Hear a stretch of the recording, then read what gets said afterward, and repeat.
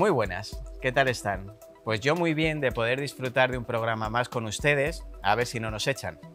Esta semana repasaremos con Antonio Checa la España de los últimos días del franquismo y también conoceremos la historia de la última mujer ejecutada en nuestro país y bueno, alguna cosa más tendremos por ahí que contarles. Así que sin más dilación empezamos otro Enigmas de la Historia.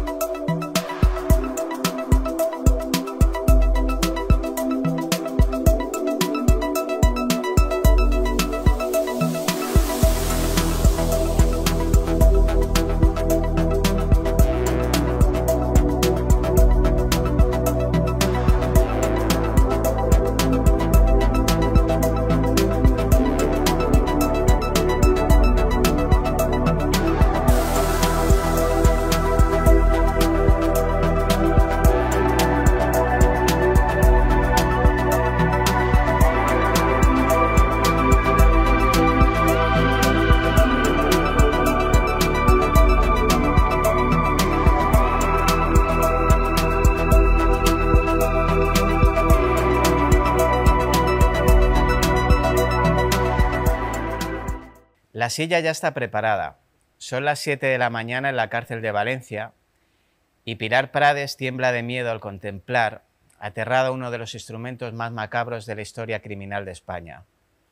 Su verdugo fue Antonio López Guerra, que mes y medio más tarde se encargaría de ajusticiar al famoso Jarabo. Como les decía, el verdugo tomó la manivela, la hizo girar solo una vuelta y media. La muerte de Pilar es inminente.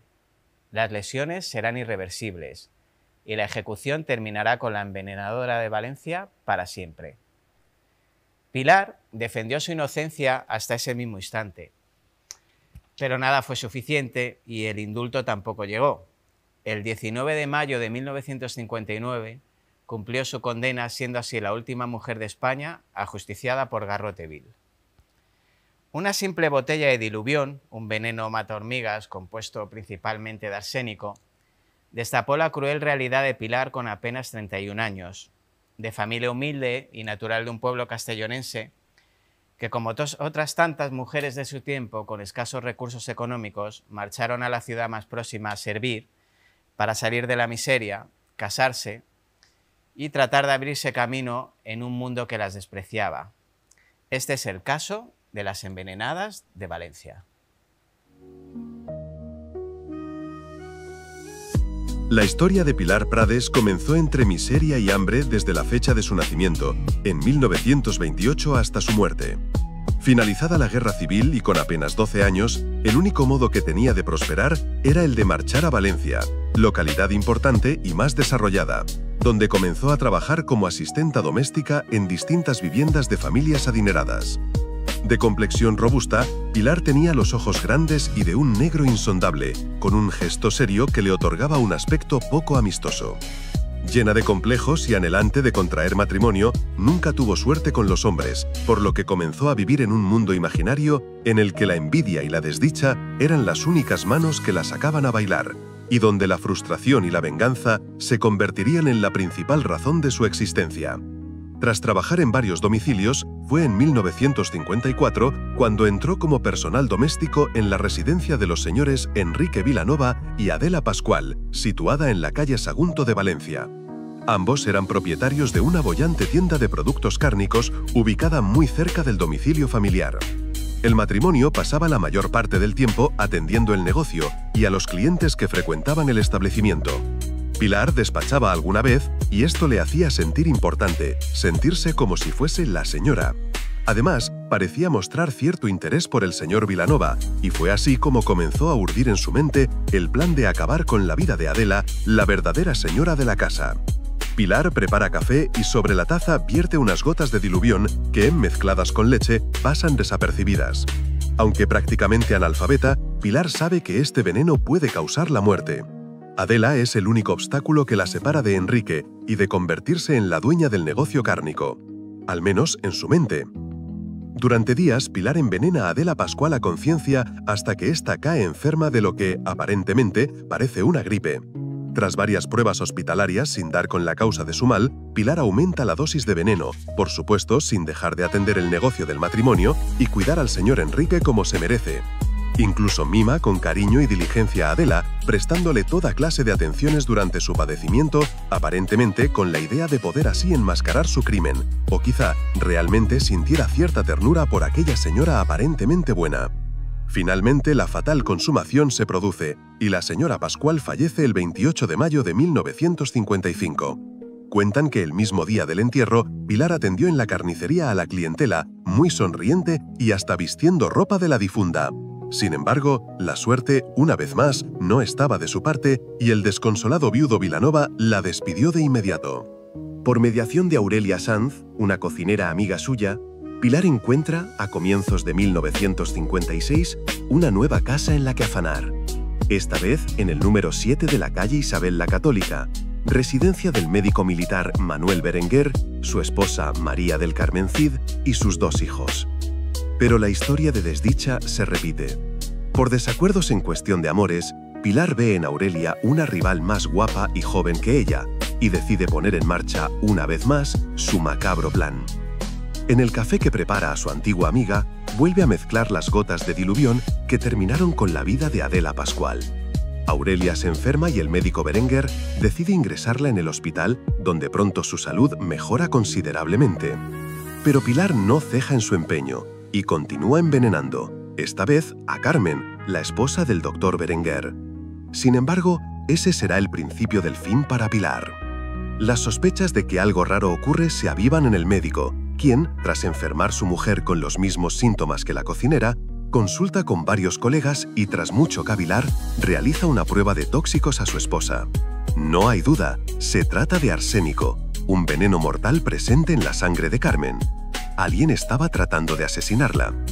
Berenguer sigue investigando por su cuenta y localiza a Enrique, el viudo de Adela Pascual, dueño de la casa donde anteriormente había trabajado Pilar, con la intención de contarle lo ocurrido. Pero se lleva una sorpresa al descubrir con asombro que la anterior señora de la casa, donde Pilar había servido, estaba muerta. Berenguer interpone una denuncia en la comisaría de Ruzafa y terminan por exhumar el cuerpo de Adela, en el que, tras los pertinentes análisis, descubren también restos de arsénico. A partir de entonces, los hechos se precipitan rápidamente. La policía registra el dormitorio de Pilar en el domicilio del doctor Berenguer, y allí encuentran el presunto arma del crimen, una botella de diluvión. Tras día y medio de interrogatorios e intimidaciones en comisaría, la mujer se declara inocente, no sin antes ser advertida por su abogado. Es mejor confesar el crimen y evitar así la pena de muerte.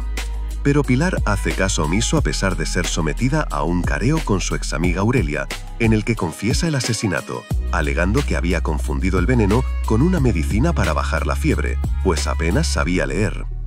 El caso se convirtió pronto en mediático, y todos los diarios de la época recogieron la historia de Pilar, con algunas contradicciones y variaciones. Fueron numerosas las peticiones de indulto, y durante casi 2 años se alargó el cumplimiento de la sentencia, pero todo resultó inútil. La conocida como envenenadora de Valencia fue condenada a muerte por garrote vil por el asesinato de Adela Pascual y a penas de 20 años por los intentos de homicidio de Aurelia Sanz y María del Carmen Cid, que finalmente no se consumaron. Puntual como el frío a las 7 de la mañana del 19 de mayo de 1959, la bola de metal que corona el tornillo del garrote vil rompe el cuello de la desgraciada Pilar Prades, a la que nadie amó y que pasó a la historia con el dudoso honor de ser la última mujer ejecutada en España. Por ahora. Como curiosidad, Antonio López Guerra, el verdugo encargado de ejecutar la sentencia, inspiró a Luis García Berlanga para desarrollar el personaje de una de sus grandes películas, El Verdugo. Si no la han visto, les recomiendo que no se la pierdan. Pues el pobre Antonio siempre dejó claro que para él no podía haber nada peor que ejecutar a una mujer.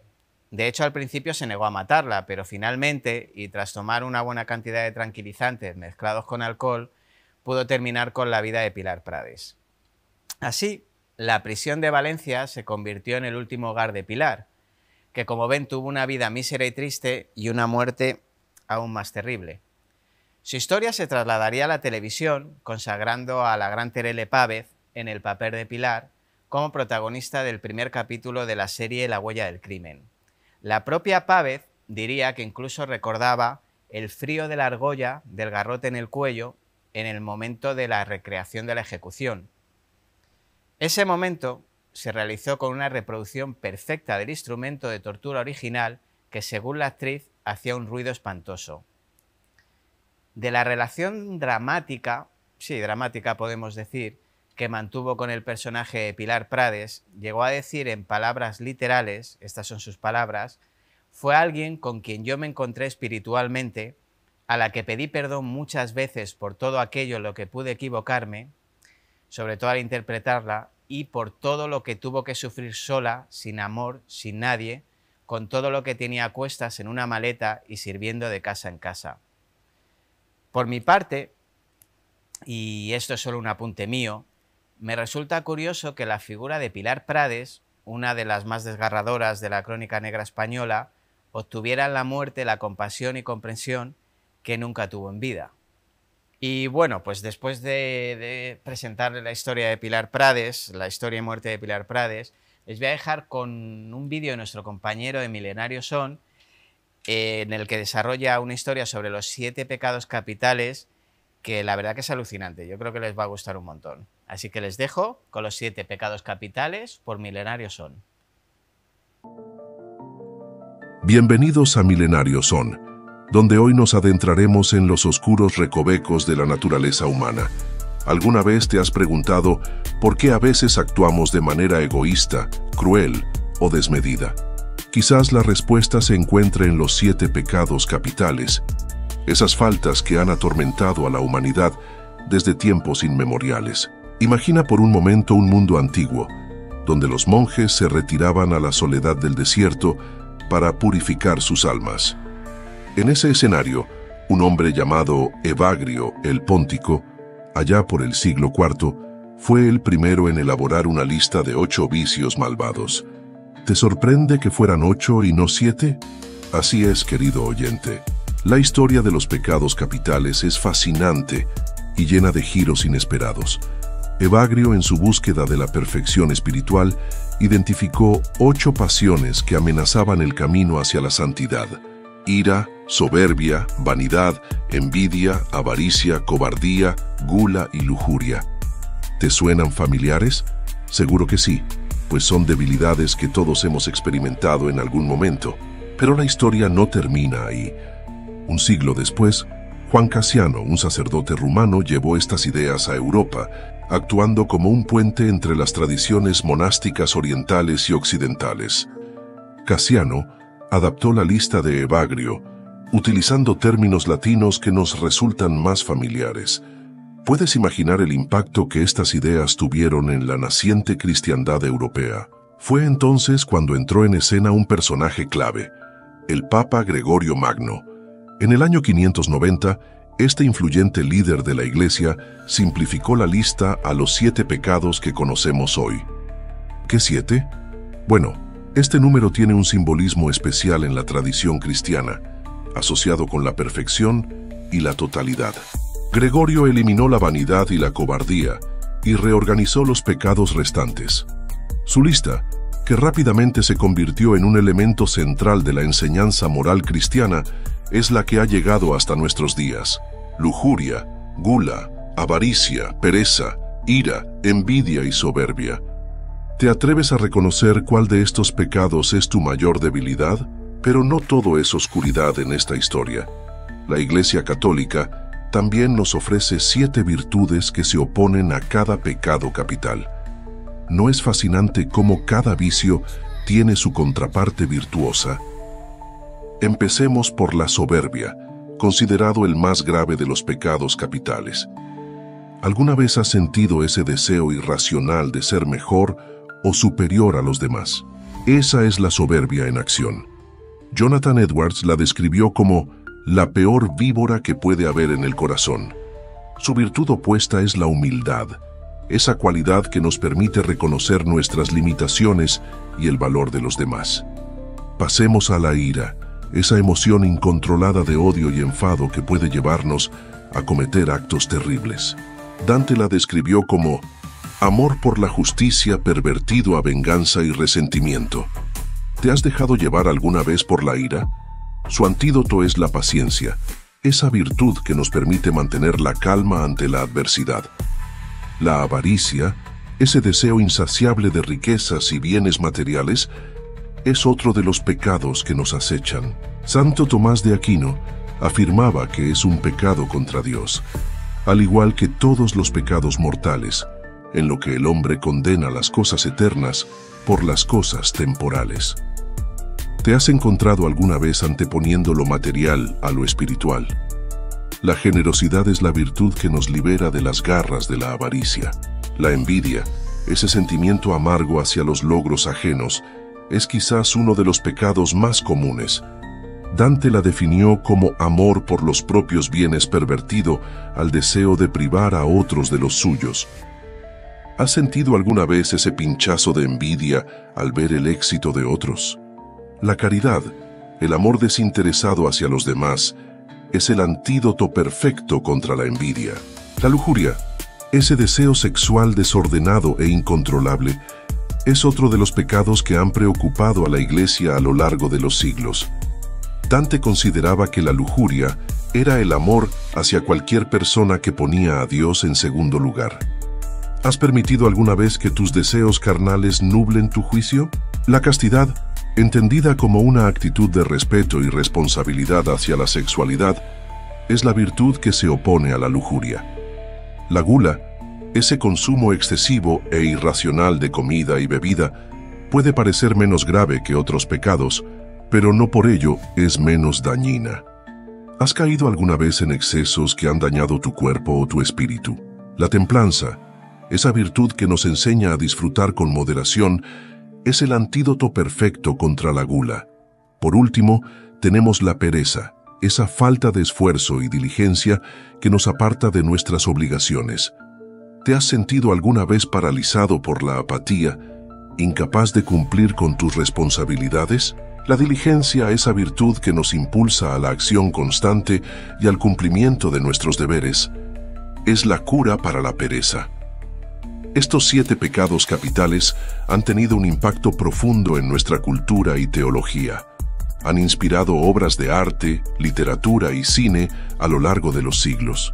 Desde la Mesa de los Pecados Capitales de Hieronymus Bosch hasta la película Seven, estos conceptos siguen fascinándonos y aterrorizándonos a partes iguales. No se trata de condenarnos, sino de ofrecernos un camino hacia la redención. Con nosotros, la verdad que es una maravilla tenerla aquí, Desiré Breset. Hola, ¿qué tal? Muy bien, Desiré. Me alegro mucho de verte de nuevo. Tu sección de indignaciones. Por supuesto, vengo indignada y vengo a quejarme. Como vienes a quejarte, ¿es todo tuyo? Es todo mío. La verdad es que felicidades por los 50. Muchas gracias. Sé que los últimos han sido mejores porque estaba yo, obviamente, pero obviamente. Felicidades por haber sobrevivido 50 programas. Gracias a ti llegaremos a los 100. Por supuesto. Pues efectivamente vengo a quejarme. Mi queja es por qué la gente en la historia no puede usar los baños para hacer pis. Simplemente para hacer pis. No es tan difícil. Y tú dirás, ¿de dónde te viene esta obsesión? Esta obsesión me viene de un TikTok que le tengo que dar las gracias a mi amiga Mara Mariño, que lo vi, me acordé de ella y yo le empecé a dar vueltas, ¿no? Y es como esta presión de los baños. ¿Desde cuándo tenemos baños? ¿Han sido siempre iguales? ¿Han sido siempre seguros? Pues resulta que no. Cuéntame. Resulta que ya en la antigua Roma hay 2 tipos de baño, el foricae o las termas.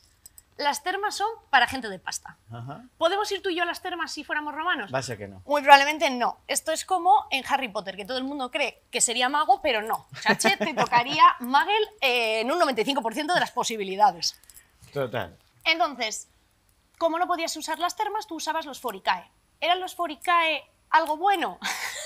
Hablamos de la antigua Roma. Obviamente no. ¿Qué pasaba?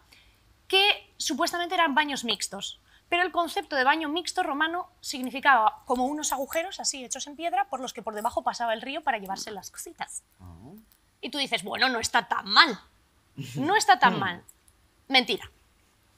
Ya Juvenal y Marcial tienen un montón, lo que le diera tiempo a escribir y lo que se conservase, la verdad. Pero tienen un montón ellos de literatura sobre por qué no era seguro para las mujeres ir a los baños romanos. Decían que las acosaban, decían que hacían... Me lo puedo imaginar. Claro, de todo. Básicamente, además, era porque era un lugar para gente no de muy buena pinta. Sí. Pero aún así, tú decías, pues tengo que hacer pis, lo tengo que hacer en algún lado, pis o lo que sea. Aquí no nos vamos a meter por las políticas de YouTube y de cadenas. O sea, El 1, se podía hacer el 1 y el 2, como dicen los niños. Vale, desde aquí otra petición de indignación, por favor, enseñar a los niños Que todas las cosas tienen nombre. que las cosas tienen nombre. Va a llegar la censura locamente por la historia. Puede que mi siguiente programa vaya de censuras en la historia, no te digo Todo nada. tuyo. Entonces, aquí hasta que no se descubre Pompeya y Herculano, en realidad no tenemos grafitis, pero pinturas, Sí. y también las hay en Roma, insultando a mujeres en los baños públicos, estos, en los Yo pensaba foricae. que era como muy de los 80. Y amenazando. Pues no, resulta que los romanos también se indignaban en las paredes. Segunda petición de indignación de hoy, no pintes en la pared o en el trono del rey de Inglaterra, que está todo pintado. Por favor, por favor. En fin, total, que no solo se ha descubierto eso, sino que en otros lugares se ha terminado encontrando restos arqueológicos de huesos rotos de mujer en los baños. Madre de la madre hermosa. Entonces ya vamos subiendo como los niveles, ¿no?, de violencia. Sí. Entonces, ¿cómo se solucionó todo esto? Pues Roma no hizo nada. Cayó el Imperio Romano y entonces lo que hubo es baños para nadie. Caen todas las estructuras. Claro, en plan de, ¿cómo puede progresar la humanidad? Pues ahora nadie puede hacerlo. Claro. Llegó la Edad Media, llegó la Iglesia y dijo, esto es súper indecente, no podéis hacer nada en ningún lugar. Y solo tenían, que lo tengo aquí apuntado, que esta vez me he hecho hasta apuntes. Ah, sí, O sea, ya, fíjate, chuletita. sí, he trabajado.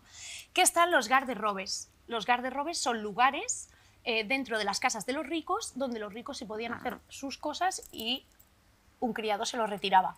El resto empezó a hacer sus necesidades en agujeros o tirarlos por la ventana, que es también higiénico, Sí, saludable. Vamos, las cosas más higiénicas donde las haya. Claro, entonces los baños desaparecen. Y tú dirás, ¿hasta cuándo desaparecen, por favor? Pues hasta el siglo XIX. Madre mía. Hasta el siglo XIX no procedimos a comportarnos un poquito Más higiénicos. mejor. Y alrededor de 1800, en París, Londres, se empiezan de nuevo a tener lugares públicos donde ir al baño. He estado, para no ser tan eurocentrista, he estado mirando alrededor del mundo, y alrededor del mundo lo que pasa es que esas estructuras antiguas se van conservando, pero sin mucho cambio hasta el 19.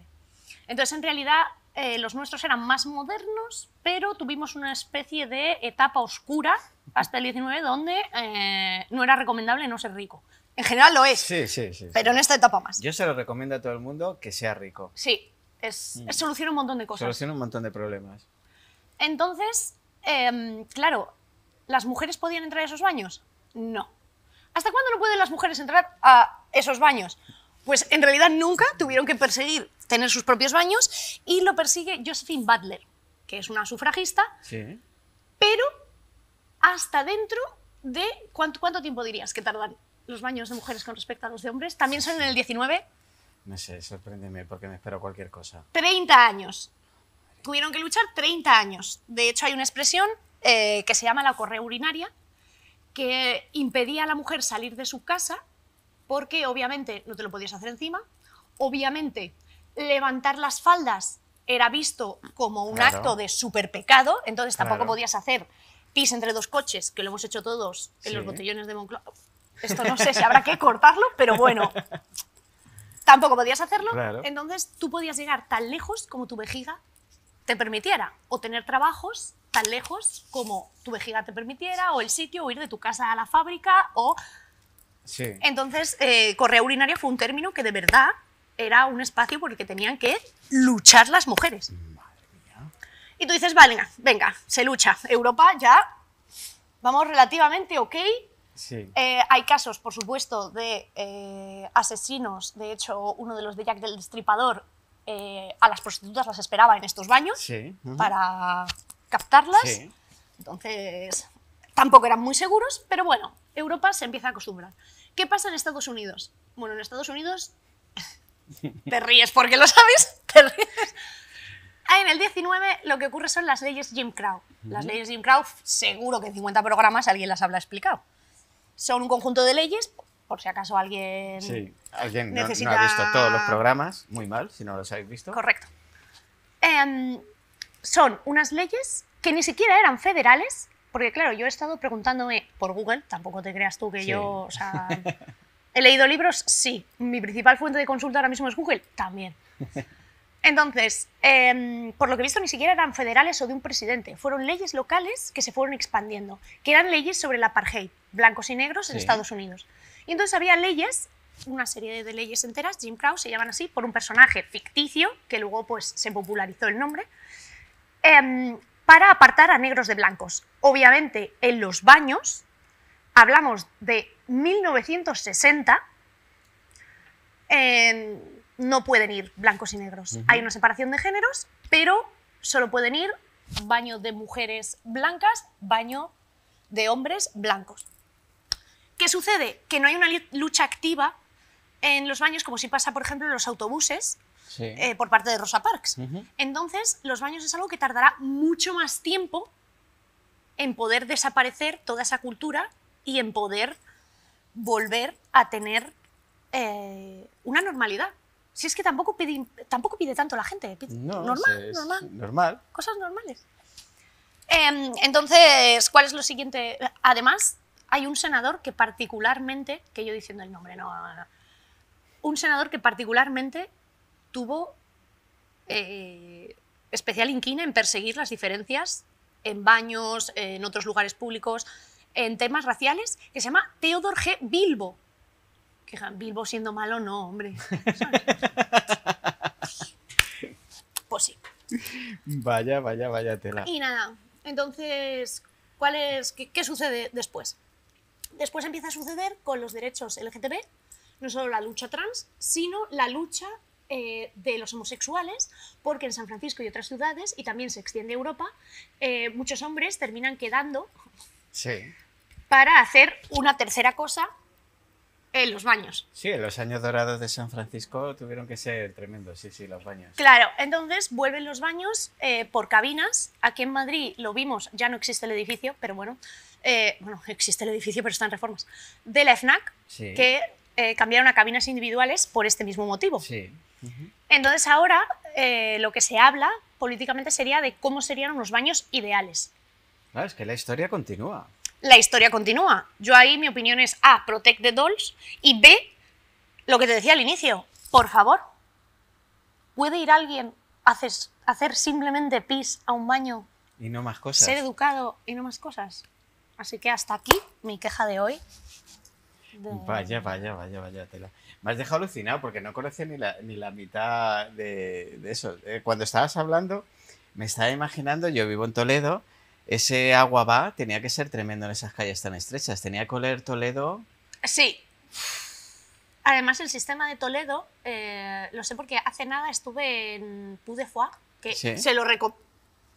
Es una maravilla, ¿eh? Me quedé, pensaba que iban a ser, sinceramente, 2 personas ondeando banderitas y repartiendo. Sí, como todo cartón piedra. Yo pensaba ese rollo también. Feria medieval de... Cutre. Sí. Y no, para nada, me he quedado loquísima. Como se nota que está hecho por franceses. Y que han puesto pasta, ¿eh? Han puesto mucha pasta. Mucha pasta. Yo se lo recomiendo a todo el mundo que vaya a verlo porque está súper bien. Y aproveché para ver Toledo y una de las cosas que nos contaban con respecto precisamente a todo eso de cuando desaparecen los romanos y empieza a estar la Edad Media es que en el agua va, la gente tenía que pagar por tirar el agua por los diferentes barrios, porque en el barrio musulmán se hacía de una manera, en el barrio judío se hacía de otra y en el barrio europeo se hacía de otra, bueno, cristiano, se hacía de otra. Sí, lo de las 3 culturas, la convivencia era para todo. También iban al baño. Claro, además ahí hay una curiosidad que es que los musulmanes tienen los hammam, lo cual viene de una herencia muy parecida a la de Roma, de todo el tema de termas y de Sí. tal. Y los judíos tienen incluso tradiciones de antes de rezar lavarse hasta Sí, los sí, sí. codos y tal, en el que necesitan bastante o un acceso a agua corriente cerca de los templos, lo que hacía bastante fácil que por lo menos hubiera cierta higiene cerca Claro. de los templos o cerca de no bañarte, que bueno, eso es un mito, en la Edad Media la gente se bañaba más en arroyos y tal, Sí. pero bueno. Aquí podríamos entrar en otra indignación. Sí, sí, sí, sí, sí. Lavaros, por favor.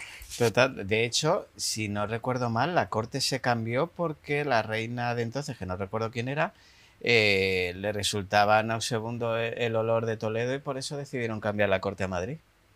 Maravilloso. Yo me imagino, sí, además me imagino estilo Carlos V viniendo Es que no sé si era Isabel de Farnesio, me viene a la mente, pero no, es que no, Puede no me ser. acuerdo, no me acuerdo quién era.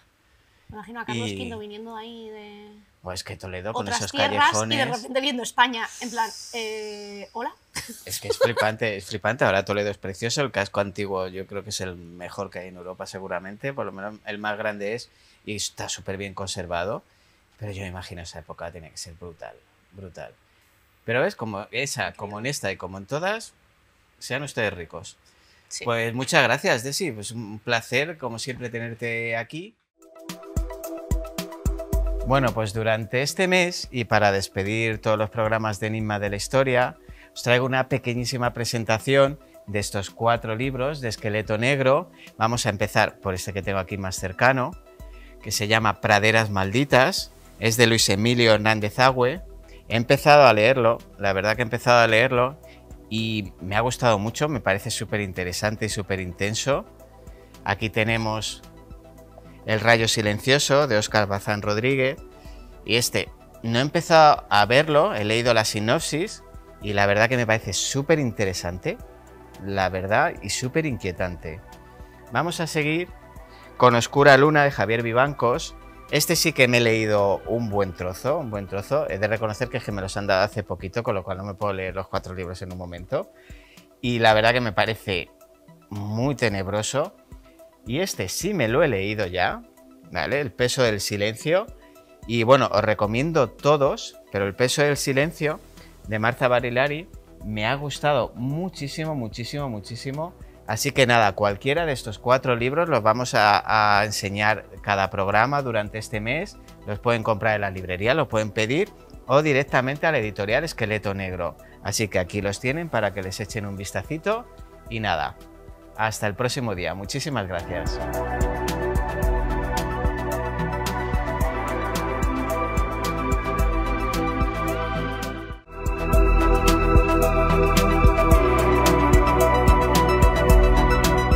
Bien, pues para terminar el programa de hoy, que ha estado bastante interesante con la monarquía y las indignaciones de Desiré, pues tenemos otra vez a Antonio Checa. Bienvenido, Antonio. Bien hallado, Roberto. Cada vez te veo más delgado. Muchas gracias, Roberto. Yo también te quiero, Roberto. Y vamos a hablar de un temazo divertido, Sí. divertidísimo. Y bueno, pues nuestra cultura en el siglo XX, que pones muy olvidado y despreciado. Yo desafío un duelo a quien desprecie Muy bien. lo de lo que vas a hablar. Espero que el duelo sea a muerte. A muerte, y por yo supuesto. Y yo seré tu padrino. descuida. Claro que sí. Y ahora en el caso hipotético de que perdieras, sería yo el que volvería a retar al caballero. Claro que sí, porque esto es lo más defendible que Muy bien, tenemos en pues nuestra nada, historia. vamos a hablar de una cosa que es el cine popular español de la segunda mitad del siglo XX, lo que reduciendo mucho las españoladas. Las españoladas. ¿De acuerdo? Bien, hemos traído varias imágenes que podrá ir poniendo nuestro realizador y en el cual, pues bueno, sencillamente España empezó a tener muy pronto una vena en el cine en el cual pues procuraba explotar las propias tradiciones folclóricas, las propias tradiciones populares. Aquí tenemos un rodaje de los años 40, no sé cuál exactamente, en el cual, pues bueno, aquí tenemos la típica folclórica esperando a que le den paso a la entrada. Esto ha sido así en nuestro cine desde siempre. Siempre en nuestro cine ha existido una vena costumbrista muy fuerte que ha buscado argumentos pues, en las propias tradiciones culturales españolas, en los tópicos españoles, en la forma de ser y vivir de los españoles. Yo hago una recomendación literaria aquí para quien quiera ver cuáles son cómo fueron los orígenes de nuestro cine, Producciones García, de Edgar Neville. Edgar Neville es un hombre que trabajó en Hollywood, fue guionista en Hollywood y también fue guionista en España y fue uno de los grandes escritores españoles del siglo XX, hoy día en mi opinión muy olvidado. Producciones García te cuenta cómo era pues aquel cine de los años 30, muy artesanal y te partes de risa viéndolo cómo lo hacían, la verdad. Los medios técnicos que tenían, te partes de risa, en una palabra. El caso es que, bueno, va habiendo todo esto va permitiendo que se vaya creando una industria. Claro. Aquí tenemos pues Antonio Molina con Esa voz es una mina, famosísima.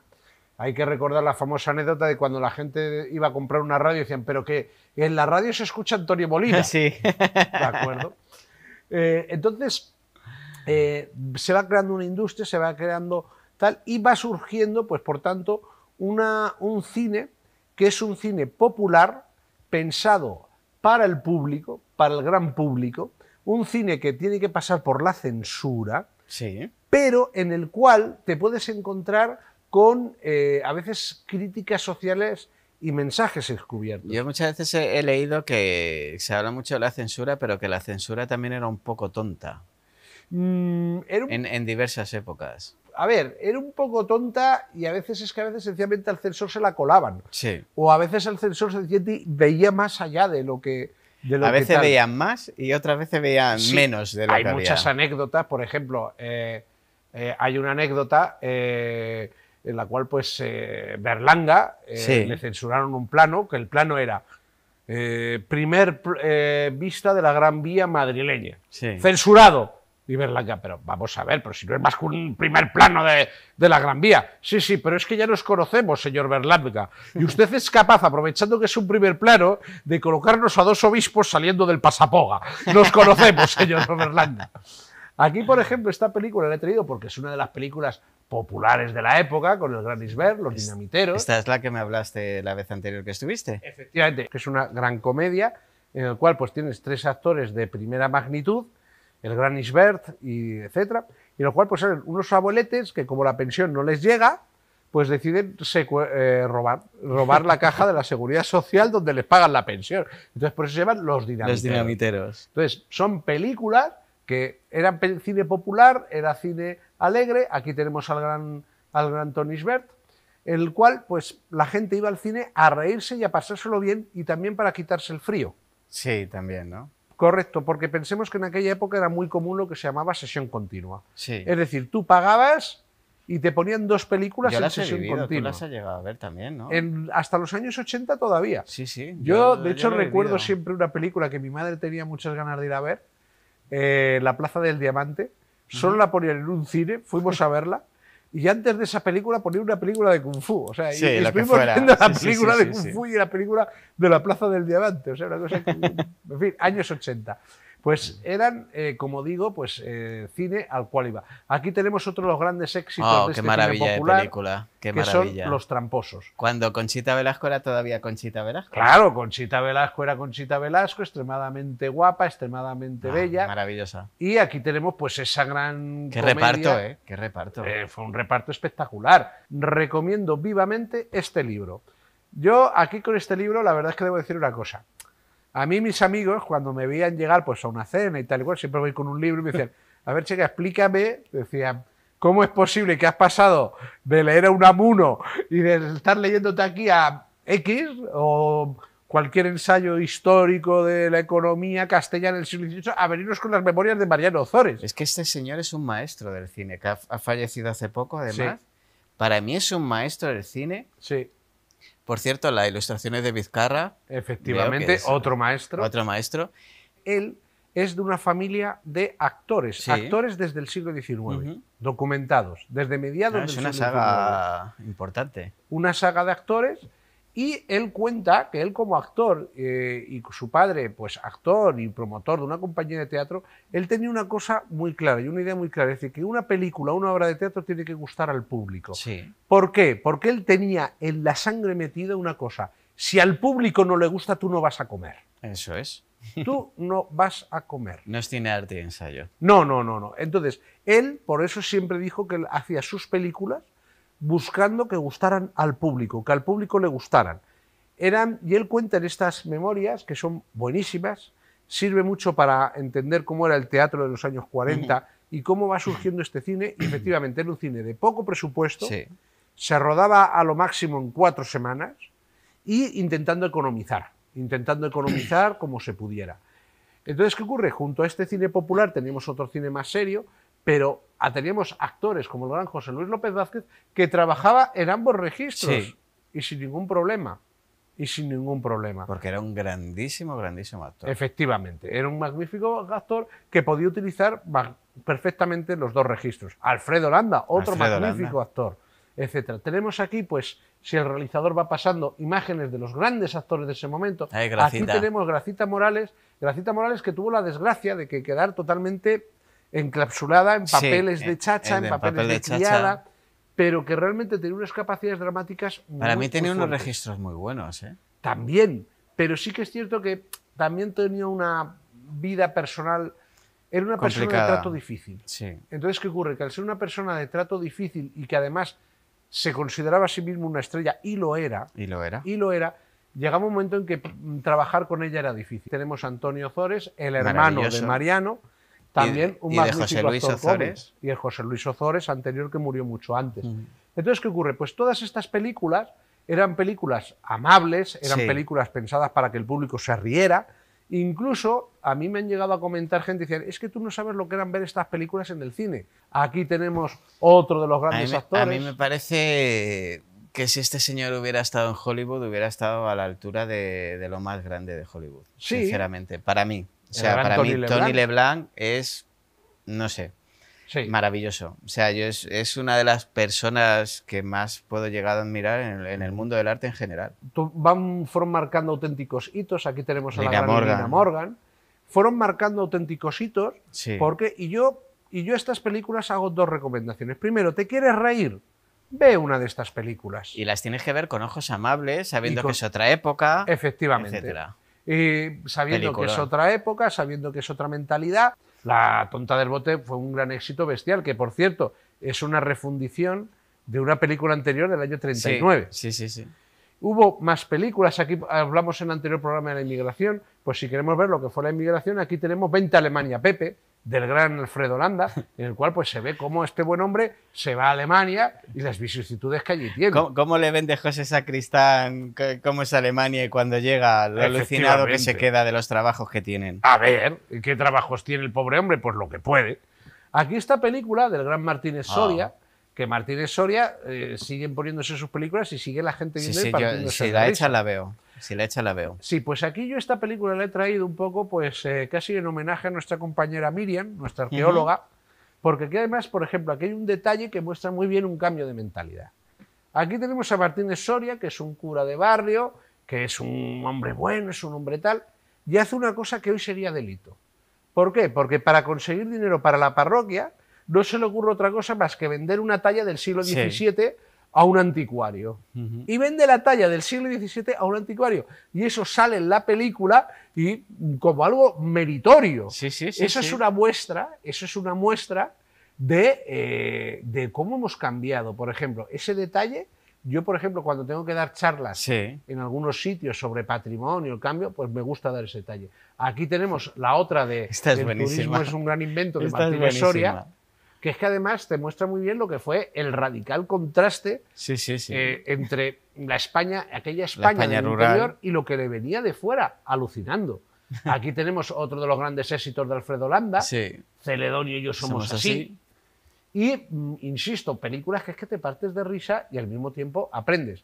Y también tenemos actores que luego, no voy a decir ningún nombre en concreto, pero actores que luego renegaron de esta época como si ellos nunca lo hubieran hecho y fue lo Pues que les no, permitió no lo vivir. entiendo, no lo entiendo. Efectivamente. Y luego ya pues pasamos a lo que fue el cine del destape. Esto es un clásico del cine español, me digas lo que me digas. Si no la he visto 200 veces, no la he visto ninguna. Fue, a ver, aquí esto ya tenemos que ponernos un poco en antecedentes el espectador, ¿de acuerdo? Ese cine popular sigue avanzando, ese cine popular sigue. En el año 77 desaparece la censura. Ujú. En el año 77 desaparece la censura y en el año 76 empiezan a verse los primeros desnudos en pantalla.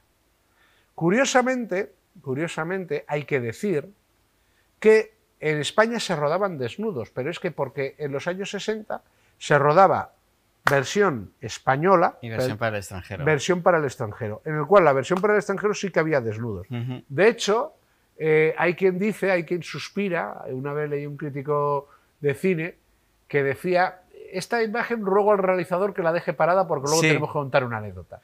Hay un crítico de cine que dice que él todavía sueña con que aparezca imágenes para el extranjero de Carmen Sevilla. Porque Era muy pulcra, Carmen. era muy pulcra, para yo no eso. creo que de Carmen Sevilla No. aparezcan, pero sí que es cierto que en los años 60 estaban esas imágenes que muestra también lo Es que que era la hablamos hipocresía hasta de de la Marisol. época. Hasta Efectivamente. desnudo de Marisol. Sí, sí, pero eso ya fue en los años 70. Pero ojo, Sí, el sí. desnudo de Marisol fue algo reivindicativo. Sí, fue brutal eso. Fue reivindicativo y el destape, Ujú. el destape hay que tener en cuenta una cosa. El destape era algo más que puro enseñar cuerpo, ¿de acuerdo? Para mucha gente el destape fue un posicionamiento político y lo Político vivieron, brutal. y lo vivieron así y Sí, lo hicieron sí, así. sí. Hay Como una Marisol, foto. Como, bueno, Pepa Flores ya en ese momento. Pepa Flores lo hizo como una forma de mostrar claramente que ella se había independizado y que ella hacía ya lo que quería. Hay una foto reciente que no tiene nada que ver, nos vamos a ver, de las revoluciones árabes Ujú. en Túnez, en el cual una muchacha, ante una manifestación de integristas, enseña sus pechos. Una tunecina. Es que Esa mira, escena, hay escena críticas es sobre una- esas cosas claro, intentando ridiculizarlas y para mí eso es un significado de liberación. había evidentemente intereses comerciales, Sí, por bueno, como supuesto, todo. de acuerdo. Y de hecho Ozores lo cuenta, que llega un momento en que decía, si es que los productores te exigían Sí. que metieras mujeres desnudas sí o sí, Pero sin ton ni son, ¿eh? pero sin ton ni son Sin y de ningún forma sentido. absurda. Sí, Y de total. forma absurda. Pero es que eran tan divertidas y te hacían tanta gracia y sobre todo ya nuestra generación lo de menos era el desnudo ya. Sí, aquí tenemos, por ejemplo, yo hice a Roque 3, que fue uno de los grandes éxitos. Esto de- fue un hitazo. pero, Esto fue un pero tan hitazo. éxito fue que se retrasó en España el estreno de Star Sí, Wars. sí, es que eso la gente no lo sabe. Se retrasó en España el estreno de Star Wars porque esta película estaba teniendo tal éxito que los cines se negaban a quitarla. Porque decían, Exactamente. ¿por qué voy a quitar una película que me está llenando la Es sala que es súper divertida. continuamente? Es súper divertida esta película. Efectivamente. Entonces, es una película que es que te partes de risa, etc. Esteso y Pajares supusieron pues, el momento culmen Sí. de este cine ya popular y de destape de los años 70 y 80, principios de los 80. Tenemos títulos que de verdad merecen la pena revisitarse, como por ejemplo Currante a currar. Aquí tenemos El higuero mágico. La Esta del currante película- es muy buena, ¿eh? Sí, el Currante a currar, yo honestamente la recomiendo a todo el mundo porque se nota que es un guión trabajado. Sí. Se nota que es una historia bien en la cual yo honestamente me dan ganas de decirle a Ozores, mira, los 4 escenas de desnudos que tienes es que Te sobraban sobran, te totalmente. sobran. Son absurdas. Pues además el romance está llevado con muy buen gusto. Totalmente. Lo de la crianza de De la la niña. Peque, que la Peque es María Dánez. María Danes, María efectivamente. Dánez. No sé si sería su primera película Fue o no, era pero una niña era en una aquella niña, era época, muy ¿de acuerdo? pequeña. Aquí, por ejemplo, el liguero mágico, el propio Mariano Ozores en sus memorias dice es que era un auténtico disparate, pero es que Pero era muy graciosa. Pero es que el público me lo demandaba y yo se lo daba. Estas películas, como digo, ahí ruego al realizador que pare un momento las imágenes. Aquí lo que ocurre con estas películas es que fueron un éxito bestial, pero aquí ya fueron un regalo envenenado. Ujú. ¿Por qué? Porque llegaron a tener tan éxito que literalmente eclipsaron al resto del cine español. Sí. De tal forma que ya en la segunda mitad de los años 80, ir a ver una película española, decían, vas a ver una de Ozores, vas a ver una de Esteso y Sí, Pajares, o vas a una ver comedia una de tal. ligera, o luego ya cuando llegan al principio de los 90, Resines, etcétera. Efectivamente. Entonces, ¿qué ocurre? Que el cine español ahí tuvo un serio problema. Fue un problema europeo, pero en el caso de España tuvo además un problema serio de desprestigio, porque estas películas, repito, estaban rodadas en 4 semanas y sin excesivos Hombre, y y sin para los excesivos medios. productores... Efectivamente, Pajares dice que vestuario, se lo dábamos con la ropa que yo llevaba de casa, Sí, sí, sí. literalmente. ¿Qué ocurre? Pues esto supuso que a mediados de los 80 el cine español entra en crisis y además hay un problema y es que entramos en 1986 en la Unión Europea, Comunidad Económica Europea, y la gente lo que quiere es la gente quiere identificarse con Europa, no Claro. quería tanto esto, ¿de acuerdo? Ahora bien, una vena que funciona mucho en nuestro cine Sí. es el costumbrismo. Sí, y siempre. cuando en los años finales de los 90 se recupera esa vena costumbrista, y además se recupera una vena costumbrista ya independizada de no estar continuamente repitiendo lo mismo, Sí. porque Ozores llegó a hacer 6 películas en un año. Sí, es una barbaridad. 6 películas en un año. Me da igual, es que te acabas repitiendo, no Sí. dudo, es que te acabas repitiendo. Quieras o no quieras, sí. Te repites. Los Pues, vingueros, los liantes, es muy similar, sí, etcétera. es que es así, es que es así. Entonces, ¿qué ocurre? Que ya en los años 90 va surgiendo un cine que yo considero que es un neocostumbrismo. Aquí tenemos la saga de Torrente, que Torrente, en Torrente 1, ¿a qué actor recupera? A Tony LeBlanc. A Tony LeBlanc, efectivamente. Luego tenemos más películas más recientes, tenemos todas las sagas de Santiago Segura, de Padre No hay más que uno, o muy reciente, otra también que es claramente costumbrista, pues como Dios manda, Sí. de Leo Harlem. También claramente que te está retrasando la sociedad española, Sí, 8 apellidos vascos. 8 apellidos etcétera. vascos, etcétera, etcétera, te están retrasando la sociedad española, claramente le identificas, te da además un mensaje moral, porque muchas de estas películas de los años 60, 70 también tenían su moraleja, Sí. su mensaje moral. Y lo difícil que es hacer reír, que la gente se piensa que es muy fácil. Es más fácil hacer llorar que reír. Mil veces, efectivamente. De hecho, pues Ozores, en su libro, Ozores, aunque al final de su vida le dieron, aquí tenemos, por ejemplo, como Dios manda, esa Sí. es claramente otra Es muy película graciosa, es muy costumbrista, graciosa. con un mensaje, con Sí, una sí, moraleja, sí, aceptémonos exactamente. todos tal como somos, ¿de acuerdo? Pues Ozores, al final le dieron un Goya de honor Sí. a toda su trayectoria. Pero Ozores se pasó los Ha últimos sido años de su vida despreciado por la muy amargado, crítica y porque por mucha literalmente se sentía totalmente preterido, gente. Sí. ofendido, etcétera, etcétera, etcétera. Yo no voy a decir que todas estas películas hoy día resistan un visionado, es imposible, igual Depende con los ojos que las mires, es que al final... que cierto. Yo, por ejemplo, veo mucho, cuando estoy en mi pueblo, veo mucho Telecastilla-La Mancha, y en Telecastilla-La Mancha nos ponen un aviso antes de la emisión que dicen, avisamos que esta película puede contener, y es verdad, hay escenas que son claramente de mal gusto, hirientes, Machismo, todo el que ofensivas, quieras, homófobas, etcétera. todo lo que tú quieras. Pero es que era etcétera. la época. Era la época. Y verlas nos permite ver cómo era aquella época, nos permite conocerlas y también nos permite ver cómo hemos cambiado y, si me lo permites, en algunos aspectos o en muchos aspectos, cómo hemos mejorado. La verdad que sí. Mira, y hay muchas películas de esta época que no eran en crónica de humor. Yo soy fanático de las películas de Alfredo Landa del Crack, el Crack 1 y el Crack 2, me parece, y una actuación. Sí, Luego está la peli de Sinatra, si no recuerdo mal, también de Garci. sí. Esa es muy buena. Y hay una peli de José Sacristán y Fiorella Faltoyano, no sé si lo digo bien el nombre. Antonella Faltoyano. Faltoyano, perdón. Que se llama Asignatura Pendiente. Ujú. No sé si la has visto. Me suena, pero no lo Pues identifico. representa muy bien el cambio del hombre y la mujer de la España anterior a la España posterior. Sí. Muy bien. Y es una película, a mí me da mucha melancolía verla, porque es la época de mis padres. Ujú. Entonces, todos esos cambios, ¿cómo los toleraron mis padres? ¿Cómo los vivieron? ¿Cómo se acostumbraron? Porque tenían una educación tan distinta al mundo que después conocieron. Porque la España de los 70, después de la muerte de Franco, hasta el 85, esa del 75 al 85, fue una década De cambios enormes. de cambios enormes que no estaban preparados para ellos. De cambios enormes, pero en todo caso la sociedad ya, yo honestamente creo que sí estaban preparados. ¿Por qué? Porque Amando de Miguel, el gran sociólogo Amando Sí. de Miguel, lo decía que a finales de los años 70 la sociedad española era ya mucho más liberal que las estructuras y la gran mayoría de la gente siguió viviendo unos Sí quería. roles tradicionales. Y luego hubo un cambio en la mujer brutal Sí. también. Que También.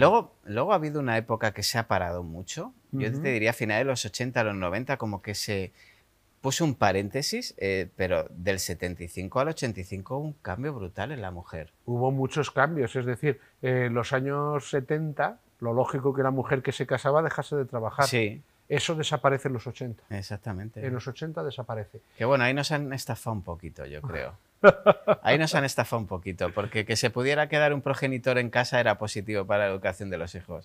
Ahora ya no trabajamos los dos por liberación, sino por obligación. Y se podía mantener una familia con un solo sueldo. Lo que pasa es que se podía mantener una familia con un nivel de vida muy bajo. Yo creo que a lo mejor había que volver, como decíamos en el programa anterior, a los tecnócratas, a ver si lo hacían mejor que ahora. Yo ahí, no sé yo, ¿eh? En el anterior programa terminamos un momento de desarrollo, pero también hubo un momento de crisis. Es decir, el franquismo final acabó un momento de una monumental crisis económica. Porque realmente era una política que también... Aunque te dicen que terminó en superávit, yo es que alucino, no sé dónde saca la gente los datos. Tío. Bueno, yo honestamente digo a la gente, mira, si te informas a través de YouTuber, a través de nuestro canal de YouTube, por supuesto que se pueden ustedes informar. Claro que sí. Pero yo invito a todo el mundo a que, por favor, lea libros. Pues sí, bueno, Antonio, ¿nos vamos? Nos vamos y me voy a ver una película de Alfredo Landa con tu permiso. Y si puedes ver la asignatura pendiente para recordarla, te la recomiendo. Y ustedes, por supuesto. Me la dejo apuntada. Además que está Flixolé, que es una plataforma que no nos patrocina, así que lo digo porque de corazón tiene muy buen cine español y les recomiendo ese apunte, además que es baratita. Y nada, que nos vamos, que nos echan ya del plató. Muchísimas gracias a ustedes. Nos vemos 7 días. Estamos otra vez con más enigmas de la historia. Muchísimas gracias.